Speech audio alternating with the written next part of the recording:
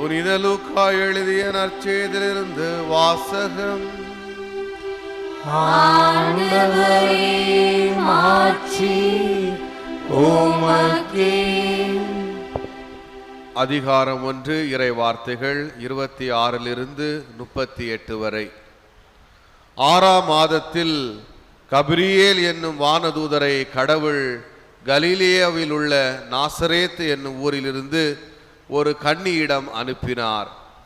அவர் தாவீது குடும்பத்தினராகிய யோசேப்பு என்னும் பெயருடைய ஒருவருக்கு மன ஒப்பந்தமானவர். அவர் பெயர் மரியா. வானதூதர் மரியாவுக்கு தோன்றி, அருள் நிறைந்த மரியே வாழ்க, ஆண்டவர் உம்மோடு இருக்கிறார் என்றார்.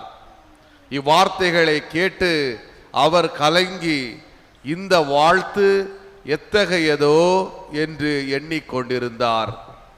வானதூதர் அவரை பார்த்து, மரியா, அஞ்ச வேண்டாம், கடவுளின் அருளை கண்டடைந்துள்ளீர். இதோ கருவுற்று ஒரு மகனை பெறுவீர், அவருக்கு இயேசு என்னும் பெயரிடுவீர். அவர் பெரியவராயிருப்பார், உன்னத கடவுளின் மகன் எனப்படுவார். அவருடைய தந்தை தாவீதின் அரியணையை ஆண்டவராகிய கடவுள் அவருக்கு அளிப்பார். அவர் யாக்கோபின் குடும்பத்தின் மீது என்றென்றும் ஆட்சி செலுத்துவார். அவருடைய ஆட்சிக்கு முடிவே இராது என்றார். அதற்கு மரியா வானதூதரிடம், இது எப்படி நிகழும்? நான் கன்னி ஆயிற்றே என்றார். வானதூதர் அவரிடம், தூய ஆவி உம்மீது வரும், உன்னத கடவுளின் வல்லமை உன்மேல் நிழலிடும்.